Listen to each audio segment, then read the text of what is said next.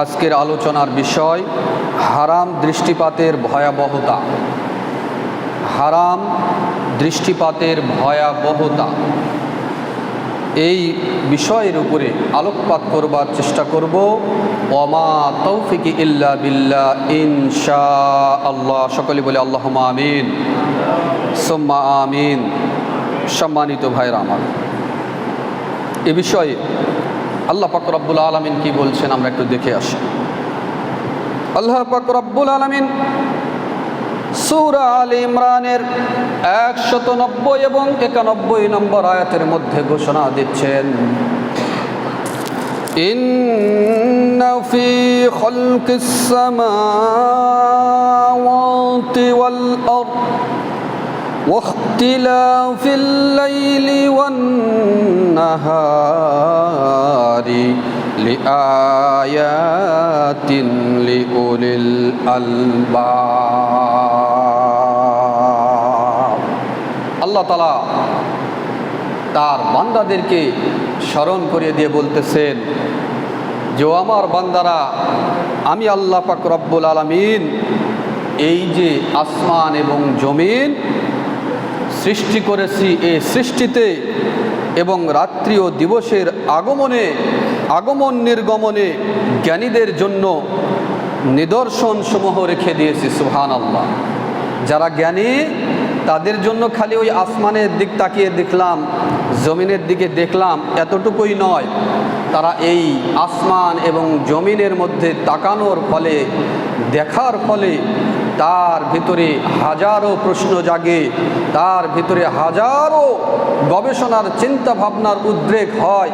তাই আল্লাহ নিজেই বলে দিচ্ছেন, যারা কিনা জ্ঞানী তাদের জন্য আল্লাহর এই নিদর্শন, এর মধ্যে নিদর্শন রয়েছে। সুবহানাল্লাহ। জ্ঞানীরা দেখেন, আসমানের দিক দেখে তারা চিন্তা করলো যে এই যে বিশাল আসমান দেখা দরকার। এখন আসমান দেখার জন্য তো আমাদের দুটা ডানা নেই যে উড়ে যাব, এরকম কি ডানা আছে? ডানা নেই। তারা গবেষণা করলো, যদি আমাদের ওই আসমানের দিকে উঠতে হয়, দেখতে হয়, এ সম্পর্কে যদি আমাদের জানতে হয়, তাহলে এমন কিছু আবিষ্কার করা দরকার যাকে আমরা বাহন হিসাবে সেই পর্যন্ত যেতে পারবো। তারা বিমান আবিষ্কার করলো, হেলিকপ্টার আবিষ্কার করলো, রকেট আবিষ্কার করলো, দ্রুতযান যেগুলো আবিষ্কার করলো। যে আবিষ্কার করার পরে তারা আসমানের দিকে উড়াল দিলেন এবং তারা সেখানে গেলেন। ওই যে চাঁদের দেশে গিয়েছেন যে বলা হয়, তারা সেখানেও গেলেন এবং দুনিয়াতে এসে তারা কিন্তু এর গুণ বর্ণনা করছেন, যা তারা বর্ণনা না করলে হয়তো আজও আমরা এই কোরআনের আয়াতের শুধু তেলাওয়াতটুকুই বুঝতাম, কিন্তু এর বিশালত্ব, এর গভীরতা, এর যে আল্লাহ তাআলা অনেক কারুকার্য রেখে দিয়েছেন, আদৌ আমরা সেগুলো বিষয় জানতে পারতাম না। ঠিক কিনা প্রিয় ভাইরা আমার? তাই আল্লাহ তাআলা বলতেছেন এইখানে, আল্লাযীনা ইয়াযকুরুনাল্লাহা কিয়ামান ওয়া কুউদান ওয়া আলা জুনুবিহিম ওয়া ইয়াতাফাক্কারুনা ফি খালকিস সামাওয়াতি ওয়াল আরদ। আল্লাহ পাক রব্বুল আলামিন বলছেন, ও আমার বান্দারা, তোমরা যারা জ্ঞানী, তোমরা যাদের মধ্যে বিবেক, তোমাদের মধ্যে জ্ঞান রয়েছে, তোমরা যারা গবেষণা করো, তোমরা যারা চিন্তা ভাবনা করো, তোমাদেরকে আমি আল্লাহ পাক রব্বুল আলামিন বলছি, তোমরা যখন ওই আসমানের দিকে উঠে যাবে, আমি আল্লাহ পাক রব্বুল আলামিন কত সুন্দর করে আসমানটাকে ছাদের মতো করে দিয়েছি। সেইখানে রং বেরং, সেইখানে হলুদ, নীল, এমনিভাবে আপনার হচ্ছে বিভিন্ন রঙের 7 রং দিয়ে আমি আসমানকে সাজিয়ে ফেলেছি। প্রিয় ভাইয়েরা আমার, ওইখানে আল্লাহ তাআলা বেগুনি দিলেন, ওইখানে আল্লাহ তাআলা খয়েরি দিলেন।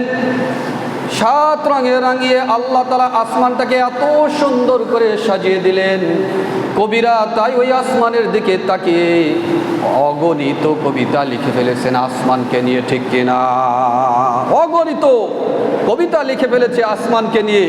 আল্লাহ বলছেন আমার তো ওই প্রথম আসমান নিয়ে তোমরা গবেষণা করে তোমরা ঠাঁই পাও না, তোমরা তোমাদের জ্ঞান সেখান থেকে সীমাবদ্ধ হয়ে যায়।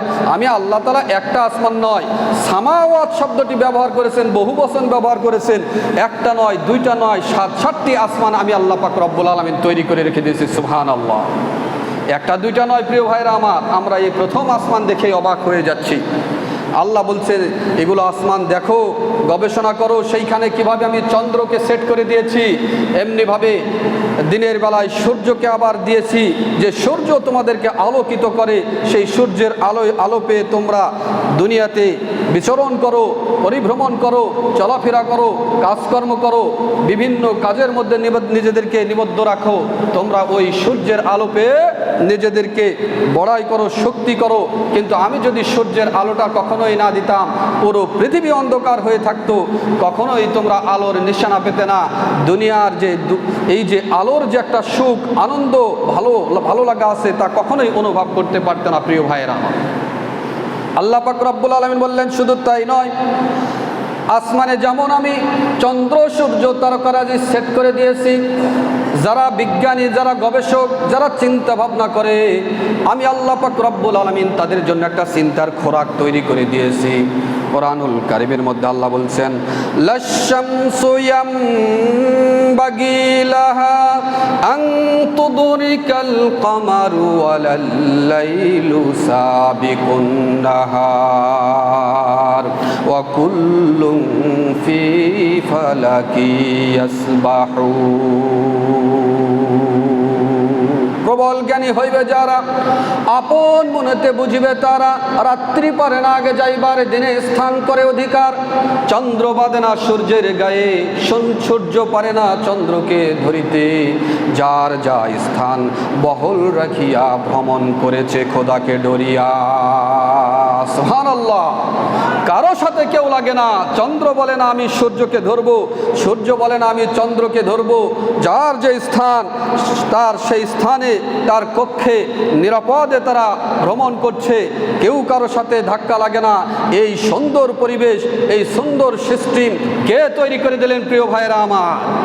আল্লাহ সুবহানাহু ওয়া তাআলা। প্রিয় ভাইরা আমার, এই যে রাত এবং দিন, সে কথাগুলো কোরআনে আসতেছে। আল্লাহ তাআলা বলতেছেন যে ওয়ায়াতাফাক্কারুনা ফি খালকিস সামাওয়াতি ওয়াল আরদ, এই যে আসমান এবং জমিন যে সৃষ্টি করলেন, এর মধ্যে আল্লাহ বলতেছেন যে যারা কিনা গবেষক, বিজ্ঞানী, তাদের চিন্তার একটা খোরাক রেখে দিয়েছেন। প্রিয় ভাইরা আমার, খালি আপনি দেখবেন, দেখেই ক্ষান্ত হয়ে গেলে এমনটি নয়। যদি তা নিয়ে তোমরা গবেষণা করো, আল্লাহর বিশালত্ব, আল্লাহর মহত্ব, আল্লাহর বড়ত্ব, এই সম্পর্কে আপনাদের বেশি বেশি ধারণা এসে যাবে। আল্লাহ প্রেমে আপনি বেশি মশগুল হতে পারবেন, আল্লাহর ইবাদতে আপনি মশগুল হতে পারবেন। প্রিয় ভাইরা আমার, সম্মানিত ভাইরা আমার, ঠিক না? সম্মানিত ভাইরা আমার, এই জন্য আল্লাহ বলছেন কিয়ামান ওয়া কুউদান ওয়া আলা জুনুবিহিম। এইখানে বললেন যে তোমরা যারা গবেষণা করো, চিন্তা ভাবনা করো, তোমাদেরকে আমি আল্লাহ পাক রব্বুল আলামিন এই গবেষণা চিন্তার মধ্যে ক্ষান্ত হতে বলে নাই, বরং তোমরা কি করবে? ইয়াজকুরুনা, আমি আল্লাহ পাক রব্বুল আলামিনকে স্মরণ করবে। কিয়ামাও, দণ্ডায়মান অবস্থায়, ওয়া কুউদাও, বসা অবস্থায়, ওয়া জুনুদিহিম, এবং শোয়া অবস্থায়। সুবহানাল্লাহ। তাহলে আমরা দাঁড়ানো অবস্থায়, বসা অবস্থায়, শোয়া অবস্থায় কাকে স্মরণ করব? আল্লাহকে। কাকে স্মরণ করব? আল্লাহকে স্মরণ করব। সম্মানিত ভাইরা আমার, এজন্য আমাদের সর্ব অবস্থায় আল্লাহর শুকরিয়া করা দরকার। আমি যে দাঁড়াতে পেরেছি, হেঁটে যাচ্ছি, এই সক্ষমতা, এই যে আমার শরীরের যে আমাকে শক্তি জুগিয়েছেন, এর শুকরিয়া এবং স্মরণ করতে হবে আল্লাহ পাক রব্বুল আলামিন। আপনি যে দাঁড়ানো থেকে বসতে পারছেন, এই বসার ক্ষমতা, সক্ষমতা আল্লাহ দিয়েছেন। আল্লাহ বলছেন তখনও তুমি আমি আল্লাহ পাক রব্বুল আলামিনের শুকরিয়া আদায় করবে। তুমি যে বিছানায় শুতে পারো, এই বিছানায় শোয়ার যে আমি আল্লাহ পাক রব্বুল আলামিন তোমাকে সুযোগ করে দিয়েছেন, সক্ষমতা দিয়েছি, এই জন্য আমি আল্লাহ পাক রব্বুল আলামিনের সে সময়ও তুমি শুকরিয়া করবে। সুবহানাল্লাহ। প্রিয় ভাইরা আমার, সম্মানিত ভাইরা আমার, অনেক ভাই আছে দেখবেন যে দাঁড়ানো আছে, বসতে পারে না, ধরে তাকে বসাতে হয়, এমন আছে না? নাই? অনেক আছে, আপনি হাসপাতালে যেয়ে দেখেন যে অনেক ভাই আছে এমন একটা ব্যাধি হয়ে গেছে বসতে পারে না, তাকে ধরে বসাতে হয়। আবার অনেক ভাই আছে দাঁড়াতে পারে না, তাকে ধরে দাঁড় করায় দিতে হয়। আবার অনেক ভাই আছে বিছানায় শুতে পারে না, বিছানায় শুলেই তার অসহ্য হয়, জ্বালা যন্ত্রণা হয়, কষ্ট হয়। আল্লাহ তাআলা যে আমাদের দাঁড়ানো, বসা, শোয়া তিনটারই অবস্থান সুস্থ করে দিয়েছেন, সুন্দর করে দিয়েছেন, সুযোগ দিয়েছেন, এই জন্য আমাদের রবের শুকরিয়া আদায় করে আমরা শেষ করতে পারবো না। সম্মানিত ভাইয়ের আমার, আল্লাহ পাক রব্বুল আলামিনের জন্য বললেন, রব্বানা মা খলাকতা হাযা বাতিলান, আমি আল্লাহ পাক রব্বুল আলামিন এই দুনিয়ার মধ্যে, আসমান এবং জমিনের মধ্যে যা কিছু সৃষ্টি করেছি কোনোটাই অযথা নয়, অহেতুক নয়। বাতিলান মানে অহেতুক নয়, অনর্থক নয়। তুমি মনে করবা মসজিদ থেকে বের হয়ে যাই, পায়ের নিচে একটা ঘাস পড়েছে, মনে করলেন যে এইটার আবার কি দরকার। আল্লাহ বলছে যে না না না, ওই ঘাসটাও আমি আল্লাহ পাক রব্বুল আলামিন তোমার জন্য কল্যাণকর করে দিয়েছি, যা হয়তো তোমার বোধগম্য নয়, যা হয়তো তুমি জানো না, যার কারণে তুমি হয়তো ওই ঘাসটাকে দেখে মনে করছো এটার কি প্রয়োজন ছিল। সম্মানিত ভাইয়ের আমার, আপনি বাড়ির মধ্যে, ঘরের মধ্যে এই যে খাবার ডাইনিংয়ে অথবা বিছানায় নিজে মেঝেতে বসে খাবার খাচ্ছেন, হঠাৎ করে ছোট্ট একটা পোকা পিল পিল পিল পিল করে আসতেছে, আপনার মনে প্রশ্ন জাগতেই পারে যে এই ছোট্ট একটি ক্ষুদ্র পোকা, যাকে ভালো দৃষ্টি, চোখের সক্ষমতা মানে দৃষ্টি না থাকলে দেখা যায় না, এমন একটা ছোট্ট পোকার কি এমন প্রয়োজন রয়েছে, আপনার আমার চিন্তায় আসতে পারে। আল্লাহ বলতেছেন বাতিলান, আমি কোনো একটি জিনিসই, হাযা বাতিলান, কোনো একটা জিনিসই এই যে আসমান এবং জমিনের মধ্যে সৃষ্টি করেছি, কোনো জিনিসই অহেতুক নয়, অপ্রয়োজনীয় নয়। প্রত্যেকটা জিনিসই আমি তোমাদের জন্য প্রয়োজনীয় করে দিয়েছি। সুবহানাল্লাহ। সম্মানিত ভাইরা আমার, তাহলে এইগুলো যে আমাদের প্রয়োজনীয়, সেগুলো যদি গবেষণা না করি, চিন্তা ভাবনা না করি, তাহলে তো কখনোই আমরা বুঝতে পারবো না আসলে সেগুলো প্রয়োজন কি প্রয়োজন নয়, ঠিক না? প্রিয় ভাইরা আমার, এগুলো নিয়ে আমাদের চিন্তা ভাবনা করতে হবে। ও যুবক ভাইরা, তোমাদেরকে বলছি, তোমরা যারা ছাত্র, তোমাদের কিন্তু এখন স্টাডির দিকে ফিরে যেতে হবে। তোমরা পড়ালেখার মধ্যে এখন ফিরে যাও, পড়ালেখা করো এবং গবেষণা করো। আল্লাহর এই সৃষ্টি বিশালত্ব সম্পর্কে গবেষণা করে আজকে ইহুদি, নাসারা, খ্রিস্টান তারা কি করছে, বিভিন্ন ধরনের, এই যে আপনি মোবাইল ব্যবহার করছেন, এমনিভাবে ল্যাপটপ ব্যবহার করছেন, কম্পিউটার ব্যবহার করছেন, রকেট ব্যবহার করছেন, হেলিকপ্টার ব্যবহার করছেন, এই ব্যবহারগুলো শুধু কি তাদের হাতে নিয়ন্ত্রিত থাকবে? না, বরং তোমাদেরও উচিত গবেষণার ওই সমস্ত পথগুলোকে অনুসরণ করা, যে পথগুলো অনুসরণ করলে মুসলিমরা আগেও শীর্ষে ছিলেন, মাঝখানেও শীর্ষে ছিলেন, বর্তমানে এসে একটু পিছিয়ে গিয়েছে, কারণ মুসলমানরা হয়ে গেছে আরামপ্রিয়। মুসলমানেরা কি হয়েছে? আরামপ্রিয়। আমরা কিন্তু আরামপ্রিয়। প্রিয় ভাইয়ের আমার sir doctor Abdullah Jahangir sir বলতেন যে আমরা মুসলমানরা, বিশেষ করে বাঙালি আমরা যারা, আমরা দুটা জিনিসকে সবচেয়ে বেশি পছন্দ করি। এক নম্বর হচ্ছে খাওয়া, দুই নম্বর হচ্ছে ঘুম। যদি খাওয়া পায় তাহলে একেবারে এই পর্যন্ত, মানে গলা পর্যন্ত খেয়ে ফেলি, খাওয়ার পরে কি আর দাঁড়িয়ে থাকা যায়, বসে থাকা যায়? তখন আমরা খালি খুঁজে বেড়াই কোথায় বিছানা পাবো, সেইখানে বিছানায় যে একটা ঘুম দিয়ে দিলাম, এমন এক ঘুম দিয়ে দিলাম, সন্ধ্যা এসে গেল, দুপুরে খেয়ে একবারে এক ঘুম দিয়ে সন্ধ্যা। তো আমার এই স্যার বলতেন যে আমাদের মুসলমানদের অধঃপতনের পিছনে অন্যতম কারণ হচ্ছে, একটা হচ্ছে আমরা ভোগ বিলাসিতা বেশিকে প্রাধান্য দিয়েছি, আর ওই সমস্ত যে সমস্ত খ্রিস্টান, ইহুদি, বৌদ্ধ তারা যে বিষয়গুলো নিয়ে গবেষণা করে আজকে এগিয়ে যাচ্ছে, ওইগুলো বিষয়কে আমরা অতিরিক্ত মনে করেছি, তাই কিন্তু আমরা তাদের মুখাপেক্ষী হয়ে পড়েছি। আজকে ইউটিউব বলেন, ফেসবুক বলেন, এই গুগল বলেন, এগুলো কিন্তু তাদের নিয়ন্ত্রণে রয়েছে। আপনি একটা কষ্ট করে একটা ফেসবুক পেজ, সেটাকে আপনি ভাইরাল করলেন, অথবা ইউটিউব একটা চ্যানেল ভাইরাল করলেন, এটা যে কতক্ষণ থাকবে তার কিন্তু গ্যারান্টি নাই। কারণ কি জানেন? আপনার হাতের নিয়ন্ত্রণ নেই। ও যারা নিয়ন্ত্রণ করছে তারা হচ্ছে ইসলামের শত্রু। তো দেখতেছে যে এই ইউটিউব চ্যানেলটি ইসলামের পক্ষে শক্তভাবে কাজ করছে, অথবা এই ফেসবুক পেজের এই পেজটি ইসলামের পক্ষে শক্তভাবে কাজ করছে, তারা মনে করলো এই চ্যানেলটি বন্ধ করে দেওয়া দরকার। তারা ইচ্ছা করলে কিন্তু চ্যানেলটি বন্ধ করে দেয় কি দেয় না? প্রিয় ভাইরা আমার, এই যে আমার ইউটিউব ভাই আছে, উনি জানেন, বিগত কিছুদিন আগেও উনি বলতেছেন যে আমার 5টা চ্যানেল চলে গিয়েছে, নাই, যেগুলো আমার চ্যানেলগুলো হচ্ছে ভাইরাল হয়েছিল, যে চ্যানেলগুলো থেকে আমার ইনকাম আসতো এবং আমার ইসলামের কাজে অনেক সহায়ক হতো, কিন্তু সেই চ্যানেলগুলো আজকে নেই। কারণ ওই যে তারা কিন্তু মূল জিনিসটা, মূল কাঠামোটা ধরে আছে শক্ত করে। আপনি আমরা চাইলেই যে সেটা আমাদের মতো করে ব্যবহার করতে পারবো এমনটি কিন্তু পারবো না। তাহলে কি করা দরকার? আমাদের প্রত্যেকটা সেক্টরে মুসলমানদেরকে এগিয়ে যেতে হবে। শুধু মসজিদে এসে আমাদের এক জাতি ভাই, আমি হিংসা বা বিদ্বেষমূলক কথা বলছি না, আমার বলার উদ্দেশ্য হচ্ছে তাদেরকে সচেতন করার জন্য। আমাদের মধ্যে এই বাংলার বুকে, অন্যান্য দেশেও আছে তবে বাংলাদেশে বেশি, আমাদের মুসলিমদের মধ্যে একটা দল আছে যারা শুধু মনে করে মসজিদে এসে সুবহানাল্লাহ নামাজ পড়লে যথেষ্ট, আর কোনো কিছু দরকার নাই। এরকম আছে না নাই? এরকম আছে না নাই? কথা বলে না কেন? এরকম আছে না? এদের চিন্তাধারা হলো যে শুধু কবর নিয়ে কথা বলতে হবে। দুনিয়াতে যে ইন্নী জাইলুন ফিল আরদি খলিফা, আল্লাহ তাআলা আমাদেরকে প্রতিনিধি হিসাবে পাঠিয়েছেন, প্রতিনিধিত্ব করতে হবে, এই চিন্তা কিন্তু আমাদের মধ্যে নাই। আমরা শুধু আসলাম মসজিদে, বিশাল বিশাল বস্তা নিয়ে, ব্যাগ নিয়ে ঢুকে পড়লাম। মসজিদের মধ্যে এসে ঢুকে ওই যে কিছু সংখ্যক লোক যারা নামাজি, এই নামাজি লোকগুলারে তালিম দিলাম। আবার সমাজের মধ্যে গিয়ে যখন দাওয়াত করতে গিয়ে কোথাও অন্যায় হচ্ছে, সেই অন্যায়ের আমরা প্রতিবাদও করার সাহস পেলাম না। কি বললাম? যে ওইটা আমাদের কাজ নয়। অথচ আল্লাহ বলছেন তা'মুরুনা বিল মা'রুফ ওয়া তানহাউনা আনিল মুনকার, তোমরা সৎ কাজের আদেশ দাও, অসৎ কাজের নিষেধ করো। আল্লাহর এই বিধানটাকে আমরা এড়িয়ে গেলাম, ধামাচাপা দিয়ে দিলাম, চাপিয়ে দিলাম। কেন? যদি আমরা ওইখানে প্রতিবাদ করি তাহলে আমাদের তাবলিগি আর থাকবে না, আমাদের এই সুফিগিরি আর থাকবে না। প্রিয় ভাইরা আমার, মনে রাখবেন, এই তাবলিগি কাজ করতে গিয়ে সৈয়দ কুতুব শহীদকে শহীদ হতে হয়েছে। এমনিভাবে ওই যে ইমাম আবু হানিফা রহিমাহুল্লাহকে ওই জেলখানায় আবদ্ধ হতে হয়েছে। কারণ কি? যদি আপনার মতো সুফি হয়ে বসে থাকতেন, কখনোই তার গায়ে আসর পড়তো না। প্রতিদিনই তার ঘরে খাসির গোস্ত, গরুর গোস্ত, মুরগির গোস্ত সব কিছু সময় মতো পৌঁছে যেত। যদি ওই গোল আলু হয়ে বসে থাকতো। সম্মানিত ভাইয়েরা আমার, তাই আমি আমার এই একটা জাতি যারা রয়েছে, আমাদের মধ্যে একটা দল রয়েছে, তাদেরকে বলবো, আপনারা যেমন নামাজের জন্য মানুষকে আহ্বান করো, ঠিক তেমনি তার পাশাপাশি সৎ কাজের আদেশ, অসৎ কাজের নিষেধ, এইটাও আপনার মধ্যে সংযোগ করে নিন। আপনার ওই কয়টা, 5টা না 7টা উসুল আছে, ওই উসুলের মধ্যে এইটাও ঢুকিয়ে নেন।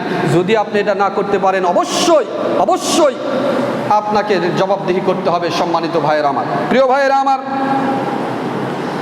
তাহলে আল্লাহ তাআলা বললেন যে রব্বানা মা খালাকতা হাযা বাতিলান, আমি আল্লাহ পাক রব্বুল আলামিন এমন কোনো কিছু সৃষ্টি করি নাই যা তোমাদের জন্য অহেতুক, অযথা, এমনটি নয়। প্রত্যেকটা জিনিসই আমি তোমাদের জন্য প্রয়োজনীয় করে তৈরি করেছি। প্রিয় ভাইরা আমার, সম্মানিত ভাইরা আমার, আপনি আল্লাহ পাক রব্বুল আলামিন আবারও বলতেছেন, ও আমার বান্দারা, তোমরা দৃষ্টি রাখো কোন দিকে?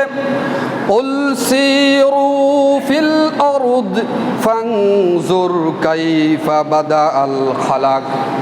ও আমার বান্দারা, তোমরা ভ্রমণ করো, ঘরের মধ্যে খালি বসে থেকো না। আল্লাহ পাক রব্বুল আলামিন এই কোরআনুল কারীমের মধ্যে বলতেছে, শুধু ঘরের মধ্যে বসে থাকার কথা বলে নাই। সিরু ফিল আরদ, আমি আল্লাহ পাক রব্বুল আলামিন এই যে সুন্দর একটা জমিন তৈরি করে দিলাম, বিছানার মতো জমিন তৈরি করে দিলাম, এই জমিনে তোমরা পরিভ্রমণ করো। দেখো, পরিভ্রমণ করার মধ্যে আমি আল্লাহ পাক রব্বুল আলামিন বাদা খাল, আমি কিভাবে এর সূচনা করেছি, এইটার শুরু করেছি। সুন্দরভাবে তোমরা ঘুরে ঘুরে দেখো। শুধু ঘুরে ঘুরে দেখলেই হবে না, আপনি যখন ঘুরে ঘুরে দেখবেন, এই যে এখান থেকে নওগাঁ জেলা থেকে আপনি একটা গাড়ি নিয়ে রওনা দিয়ে দিলেন, উদ্দেশ্য হলো চট্টগ্রাম এলাকায় যাবেন। আপনি যখন চট্টগ্রাম এলাকায় ঢুকে পড়লেন, প্রথমে নিয়ত করে ফেললেন ওই যে আপনার রাঙ্গামাটিতে ঢুকবেন। রাঙ্গামাটিতে যখন ঢুকে পড়বেন, আমার ভাইয়েরা, আমি দেখেছি, আপনারা যারা গিয়েছেন তারাও দেখেছেন, আপনি রাঙ্গামাটিতে যখন গেলেন, সেইখানে গিয়ে ওই যে লেকটা রয়েছে, লেকে ভ্রমণ করার জন্য একটা নৌকা ভাড়া করে নেবেন। নৌকায় উঠে যখন আপনি ওই লেকের ওই যে কাপ্তাই নদীটা রয়েছে, নদীর উপর দিয়ে যখন আপনি ভ্রমণ করবেন, প্রিয় ভাইয়েরা আমার, আল্লাহর কি কুদরত, আল্লাহর কি মহত্ব, বড়ত্ব, সম্মানিত ভাইয়েরা আমার। আপনি নৌকার ভিতরে যখন বসে আছেন, নৌকা যখন সামনের দিকে চলে যাচ্ছে, ডান এবং বামের দিকে খেয়াল করে দেখবেন, একটা নয়, দুইটা নয়, ছোট ছোট নয়, বিশাল বিশাল পাহাড়গুলোকে ওই নদীর দুই পাশে আল্লাহ পাক রব্বুল আলামিন সেট করে দিয়েছেন। সুবহানাল্লাহ। ওই নদী ধরে আপনি যাবেন, পাহাড়গুলোকে এত সুন্দর করে ঢেউ ঢেউ ঢেউ ঢেউ খাস খাস খাস খাস খাস কাটা করে তৈরি করে দিয়েছে। দেখলে মনে হবে কোনো একজন বড় আর্কিটেকচার, কোনো একজন বড় কারিগর এইগুলোকে খাস কাটা, এইগুলোকে বাটাল দিয়ে কেটে কেটে তৈরি করেছে। আসলে কি কেউ কেটে কেটে তৈরি করেছে প্রিয় ভাইরা আমার? কেউ তৈরি করেছে? কেউ করে নাই, সে আল্লাহ তৈরি করে দিয়েছে। আর আল্লাহ বলতেছেন, কুল সিরু ফিল আরদ, নবী হে তোমার উম্মতগুলোকে বলো যে তোমরা ঘরের মধ্যে খালি বসে থাকো না, ভ্রমণ করো আর দেখো আমি আল্লাহ পাক রব্বুল আলামিন কোথায় কি সুন্দর করে রেখে দিয়েছি সেগুলো দেখো, আর আমি আল্লাহর শুকরিয়া আদায় করো। সুবহানাল্লাহ। নদীর ভিতরে দিয়ে যাবেন, এই যে পাহাড়গুলো, বিশাল বিশাল পাহাড়গুলোর গায়ে আবার সুন্দর করে সবুজ শ্যামল গাছপালা করে গাছগুলোকে লাগিয়ে দিয়েছেন। এই গাছগুলোকে দেখলে মনে হয় মানুষগুলো এই গাছগুলোকে লাগিয়ে দিয়েছে। অথচ যেই জায়গাগুলোতে আদৌ মানুষের পক্ষে যাওয়া সম্ভব নয়, ওই পাহাড় বেয়ে মানুষের ওটা সম্ভব নয়, যে পাহাড়ের বুকে সুন্দর করে আল্লাহ তাআলা সবুজ শ্যামল গাছগুলোকে লাগিয়ে দিয়েছেন। প্রচণ্ড আসমানের রোদ আসলো, রোদের কারণে গাছগুলো মলিন হয়ে গেল, গাছের পাতাগুলো নুয়ে গেল, মাথাগুলো নুয়ে গেল। আল্লাহ পাক রব্বুল আলামিন মনে করলেন আমার এই সৃষ্টিগুলো নুয়ে গিয়েছে, ঝিমড়ে গিয়েছে। আল্লাহ ইসরাফিলকে হুকুম করে দিল, ও ইসরাফিল রে, হালকা করে আসমান থেকে তুমি বৃষ্টি নামিয়ে দাও, আর হালকা করে উত্তর দক্ষিণ থেকে একটা সুন্দর হাওয়া বয়ে দাও।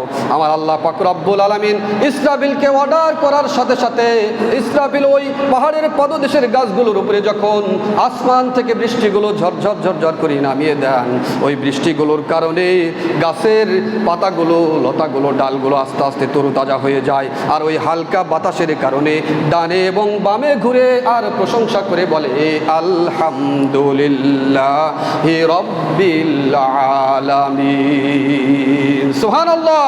প্রিয় ভাইরা আমার, আল্লাহ কোরআনের ভিতরে এসেছে পৃথিবীর এমন কোনো জিনিস নাই যে আল্লাহর শুকরিয়া করে নাই।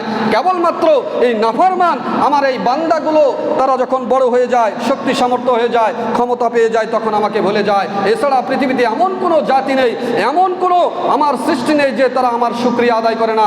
সব কিছু আমি আল্লাহর শুকরিয়া করে, কিন্তু এই নাফরমান আমার এই বান্দাগুলো আমার এই অশুকরিয়া করে, আমার এই অকৃতজ্ঞতা প্রকাশ করে। অথচ আমি আল্লাহ পাক রব্বুল আলামিন এই আসমান এবং জমিন সৃষ্টি করে রেখে দিলাম। প্রিয় ভাইয়ের আমার, আল্লাহ পাক রব্বুল আলামিন কোরআনুল কারীমের মধ্যে আবার বলে দিলেন, কুল সিরু ফিল আরদ ফানজুর কাইফা কানা আকিবাতুল মুজরিমিন। ওইখানে বললেন আমি সৃষ্টির সূচনা করেছি কিভাবে, আর এইখানে আবার আল্লাহ বলতেছেন যে তোমরা পরিভ্রমণ করো, ঘুরে ঘুরে দেখো, সফর করো, তোমরা তোমাদের আনন্দ বিনোদন করো, আর ঘুরে ঘুরে দেখো যারা কিনা কি ছিল, অপরাধী ছিল, অপরাধীদের পরিণতি কি হয়েছে, এইগুলো তোমরা দেখতে পারবে। সুবহানাল্লাহ। আপনি যখন চলে যাবেন ওই সেই মিশরে যেয়ে দেখবেন আজও সেই ফেরাউনের লাশটা পড়ে আছে। আপনি ভ্রমণের উদ্দেশ্যে গেলেন, ভ্রমণ করতে গিয়ে দেখলেন যে মিশরে ওই ফেরাউনের লাশটা অবস্থান করছে। আপনি এই মিশরের ফেরাউনের লাশটা দেখে অবশ্যই আপনার ব্রেনের ভিতরে এটা এসে যাবে, আল্লাহু আকবার। আল্লাহ তাআলা যেহেতু কোরআনুল কারীমের মধ্যে বলেছে যে আমি এই ফেরাউনকে আমি টিকিয়ে রাখবো, মানে বাঁচিয়ে, কোরআনের শব্দ বলছে বাঁচিয়ে রাখবো। বাঁচা বলতে তাকে দুনিয়াতে রেখে দিবেন, যে যতদিন এই দুনিয়া আল্লাহ পাক রব্বুল আলামিন রেখে দিবেন, মানুষগুলো তারা ঘুরে ঘুরে আসবে, দেখবে, আর এই মিথ্যা জালেম অপরাধীর পরিণতি কি হয়েছে তারা তা দেখে সেখান থেকে নিজেকে শুধরিয়ে নিয়ে আল্লাহর পথে পরিচালিত হবে। তাই আল্লাহ পাক রব্বুল আলামিন বলছেন, ও নবী হে, তুমি তোমার বান্দা উম্মতদেরকে বলে দাও যে তোমরা ভ্রমণ করো, এই জমিনের কোথায় কি রয়েছে, কোথায় পাহাড়, কোথায় পর্বত, কোথায় নদী, কোথায় নালা, কোথায় সমুদ্র, এইগুলো দেখবে, দেখে দেখে তারা জ্ঞান আহরণ করবে, আর আমি আল্লাহ পাক রব্বুল আলামিনের বিশালত্ব ঘোষণা করবে। সুবহানাল্লাহ। সুতরাং আমরা আল্লাহর এই যাবতীয় সৃষ্টিগুলো দেখে দেখে আল্লাহর প্রশংসা করব, আল্লাহর শুকরিয়া আদায় করব। আল্লাহ পাক রব্বুল আলামিন বলতেছেন কিয়ামাউ ওয়া কুউদাউ ওয়া জুনুদিহিম, যে তোমরা দাঁড়িয়ে বসে শুয়ে সকল অবস্থায় আমি আল্লাহ পাক রব্বুল আলামিনের শুকরিয়া আদায় করবে। সুবহানাল্লাহ। সম্মানিত ভাইরা আমার, সুতরাং আল্লাহ পাক রব্বুল আলামিনের শুকরিয়া আদায় করতে বলতেছেন। এরপরে আল্লাহ বললেন তোমাদের দৃষ্টিটাকে যেমনিভাবে খোলা উন্মুক্ত করার জন্য অনুমতি দিয়েছি, আবার কিছু কিছু জায়গায় বাইন্ডিং দিয়ে দিয়েছি, সেইগুলো দেখা যাবে না। সেইগুলো কি আল্লাহ পাক রব্বুল আলামিন বলে দিচ্ছেন। ও আমার পুরুষ ভাইয়েরা, বিশ্ব নবী বললেন, আল্লাহ তাআলা বলেছেন কোরআনুল কারীমের মধ্যে, وَقُلْ لِلْمُؤْمِنِينَ يَغُضُّونَ مِنْ أَبْصَارِهِمْ وَيَحْفَظُوا فُرُوجَهُمْ ذَلِكَ أَزْكَى لَهُمْ إِنَّ اللَّهَ خَبِيرٌ بِمَا يَصْنَعُونَ। আল্লাহ বলতেছেন মুমিনরা, তোমাদের দৃষ্টি যেমনিভাবে উন্মুক্ত করে দিয়েছি, আবার ঠিক তেমনি কখনো কখনো কোনো কোনো জায়গায় আমি তোমাদের দৃষ্টিকে অবনত করবার জন্য, দৃষ্টিকে নত করবার জন্য আবার জায়গাও দিয়ে দিয়েছি। সেই জায়গাগুলো কি? যখন তোমরা তোমাদের সামনে তোমাদের মা বোনেরা এসে যায়, অর্থাৎ তোমাদের যেই সমস্ত মেয়েদেরকে দেখা নিষেধ, এই নারীগুলো তোমাদের সামনে যখন, অবলা নারীগুলো যখন তোমাদের সামনে, বেগানা নারীগুলো যখন তোমাদের সামনে এসে যায়, তখন তোমরা তোমাদের এই দৃষ্টিকে অবনত করো, দৃষ্টিকে নিচের দিকে করো। যদি না করো তাহলে তোমাদের ভিতরে এক ধরনের কামনা বাসনা তৈরি হবে, যদিও তুমি তাকে পাবে না। তাফসিরের ভিতরে এসেছে যে যদিও তোমরা তাকে পাবে না, কিন্তু মনের ভিতরে একটা কামনা বাসনা হওয়ার কারণে তোমাদের অন্তরে কালি পড়বে, দাগ পড়ে যাবে, তোমাদের কিছুটা হলেও ক্ষতি হয়ে যাবে। যেমনটি আপনার এক টুকরা ঘাস, শুকনো ঘাস, এই শুকনো ঘাস এক জায়গায় পড়ে আছে, আপনার ওই শুকনো ঘাসে যদি আগুনের একটা ফুলকি ছুটে যেয়ে পড়ে, যদিও শুকনো ঘাসকে পুরোটাই পুড়ে না দেয়, কিন্তু কিছু হলেও তো পুড়ে দিবে, দিবে কি দিবে না? কিছু হলে পোড়াবে না? শুকনো ঘাসের মধ্যে যদি একটা আগুনের ফুলকি যে পড়ে, তাহলে যেইখানে পড়বে সেই জায়গাটুকু পুড়িয়ে দিবে। প্রিয় ভাইরা আমার, তাই আমার আল্লাহ পাক রব্বুল আলামিন বলছেন যে ও আমার বান্দারা, তোমরা তোমাদের যখন বেগানা নারীগুলো তোমাদের সামনে এসে যায়, তখন তোমরা তোমাদের এই দৃষ্টিকে অবনত করো। যদি না করতে পারো তাহলে কি হবে? তাদেরকে দেখার পরে তোমাদের মনের ভিতরে মানে কামনা বাসনা বা তাকে নিয়ে একটা কল্পনা তৈরি হবে। এই কল্পনা তৈরি হওয়ার কারণে তোমাদের এই কলবে একটা দাগ পড়ে যাবে, কালি পড়ে যাবে, যার কারণে তুমি ধীরে ধীরে ধীরে ধীরে ধীরে ধীরে সেই দিকে আকৃষ্ট হয়ে যাবে। এক পর্যায়ে তুমি বিপদগামী হয়ে নারীতে আসক্ত হয়ে দুনিয়াও শেষ করবে, পরকালও শেষ করে দেবে। নাউজুবিল্লাহ। প্রিয় ভাইরা আমার, তা আল্লাহ পাক রব্বুল আলামিন বললেন তোমরা যখনই বেগানা নারীগুলো সামনে আসে, দূরে দেখতেছে, আসতেছে, সাথে সাথে তোমাদের চোখটাকে অবনত করে নাও, নিচু করে নাও। যদি তোমরা এটা করতে পারো তাহলে তোমাদের অন্তরটা কি হবে? কলুষমুক্ত হবে, অপবিত্রতা থেকে পবিত্র থাকবে, তোমরা তোমাদের ইবাদতে গিয়ে মজা পাবে। সম্মানিত ভাইরা আমার, একজন মুমিন বান্দা মসজিদে বলুন আর যেখানে বলুন, ইবাদত করতে যে মজা পায়, একজন মুমিন বান্দার মধ্যে যদি ওই কামনা বাসনা অথবা নারী লিপ্ততা মনের ভিতরে আশঙ্কা থাকে, তারা সেই আনন্দ, তারা সেই তৃপ্তি, তারা সেই ভালোবাসা পায় না। সম্মানিত ভাইরা আমার, সুতরাং যখনই আমরা রাস্তাঘাটে চলাফেরা করব অথবা কোনো বাড়িতে প্রবেশ করব, অবশ্যই অবশ্যই আমরা আমাদের এই চোখটাকে অবনত করব। বাড়িতে প্রবেশ করার পূর্বে আল্লাহ তাআলা কোরআনুল কারীমে বলে দিচ্ছেন যে তোমরা অনুমতি নাও। প্রথমত যদি তাকে তাদের বাহির থেকে যখন নক করবে, আসসালামু আলাইকুম, একবার সালাম দিলে ভিতর থেকে আওয়াজ আসলো না, আপনি আবারও সালাম দেবেন, আসসালামু আলাইকুম, ভেতর থেকে কোনো আওয়াজ আসলো না, তৃতীয়বার আবার সালাম দেবেন, আসসালামু আলাইকুম। আপনার এই সালাম দেওয়ার পরও ভিতর থেকে কোনো আওয়াজ আসলো না, আপনি সেখান থেকে ফিরে চলে আসবেন। এমনটি করবেন না, এই মল্লিকের বেটা বাড়িতে আছে নাকি, হড়বাড়কে দরজা ঢুকে পড়ো। এরকম আছে না? নাই আছে না? এরকম কিন্তু আছে। এই পরামানিকের বেটা আছে নাকি, দরজা ধর্মার্কের খুলে, কোনো অনুমতি নাই, দরজা ধাক্কা মারে খুলে ঢুকে পড়লো। এই মন্ডলের বেটা বাড়িতে আসো নাকি, ঢুকে পড়লো। এই মোল্লার বেটা বাড়িতে আসো নাকি, ঢুকে পড়লো। আল্লাহ বলতেছে খবরদার, তোমরা কখনোই আরেক ভাইয়ের বাড়িতে প্রবেশ করবে যখন অনুমতি ছাড়া তোমরা প্রবেশ করবা না। বিশ্বনবী সাল্লাল্লাহু আলাইহি সাল্লাম বলেছেন, শুধু তাই নয়, কোনো লোক যদি বাড়িতে ডাকার পরে ভিতর থেকে সাড়া না পাওয়ার পরে জানালা দিয়ে যদি উকি দেয়, আর তুমি যদি দেখতে পাও তোমার কাছে হাতে যদি পাথর থাকে, এই পাথর দিয়ে তার চোখটাকে নষ্ট করে দাও। প্রিয় ভাইয়ের আমার, কত কঠিন কথা বলেছে, বুঝতে পারছেন না?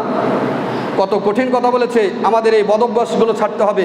আমরা কারো বাড়িতে গিয়ে ডাকবো, ডেকে যদি আমরা অনুমতি পাই প্রবেশ করব, তারা যদি সাড়া দিয়ে আসতে বলে আসবো, আর যদি অনুমতি না পাই আমরা কখনোই নিজেরা আগ বাড়িয়ে দরজা খুলে ভিতরে প্রবেশ করার চেষ্টা করব না, অথবা জানালা দিয়ে উকি মারার চেষ্টা করব না।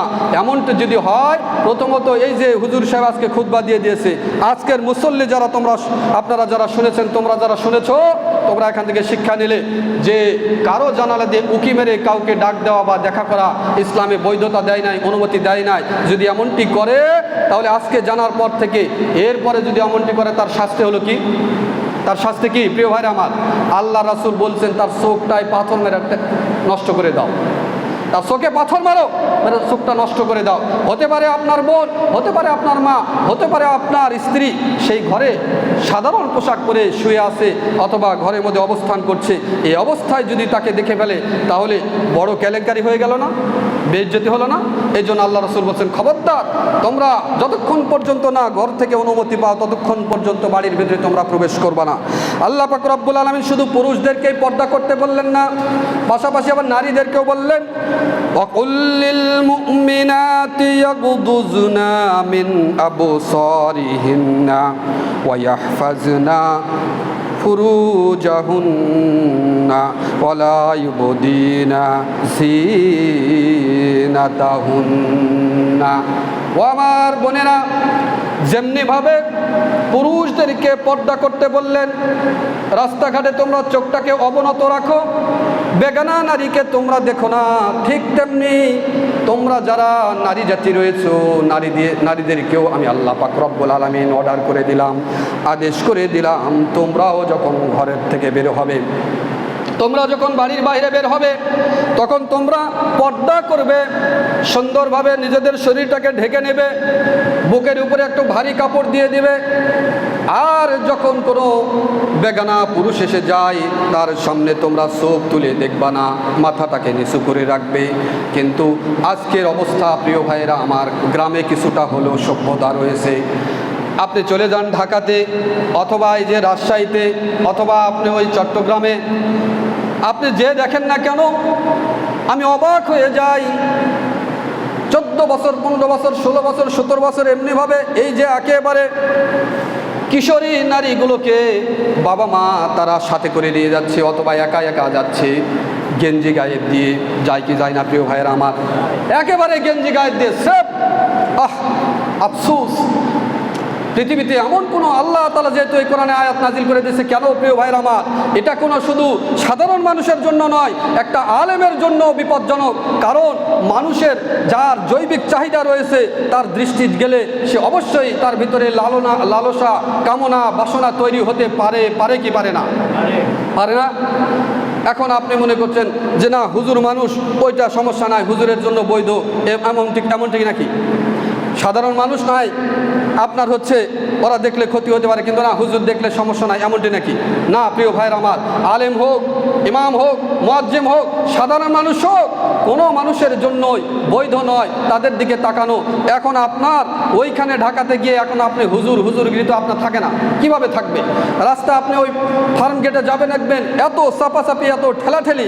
আমি একদিন নিজেকে আড়াল করার চেষ্টা করে একটু সরে যাওয়ার চেষ্টা করছি, তারপরও তাদের নিজের মানে চলাফেরা দেখে মানে কোনো রকম তোয়াক্কা নেই, বেপরোয়াভাবে তারা নিজেরা সেই সমস্ত রাস্তা দিয়ে চলতেছে, পুরুষদের সাথে নিজেদের শরীরে ধাক্কা দিয়ে চলে যাচ্ছে। মনেই হচ্ছে না যে এটা আমার জন্য অপরাধ, এটা আমার জন্য পাপ, এটা আমার জন্য গুনাহ, এটা আমাদের জন্য গুনাহ, এটা তাদের কিন্তু মনে হয় না প্রিয় ভাইয়েরা আমার। এই যে 14, 15, 16 বছরের একেবারে কিশোরী নারীগুলো তারা নিজেরা অবাধে চলাফেরা করছে, এগুলো দেখে আমাদের তরুণ এই সমস্ত ওই যে কিশোর যুবকগুলো রয়েছে, তাদের মনের ভিতরে যে লালনা, কামনা, বাসনা তৈরি হচ্ছে, এতে করে তারা কিন্তু ইফতিজিংয়ে নেমে পড়ছে। আবার পরবর্তীতে দেখা গেল এই যুবকগুলাকে দায়ী করা হচ্ছে। সম্মানিত ভাইরা, ঠিক কিনা?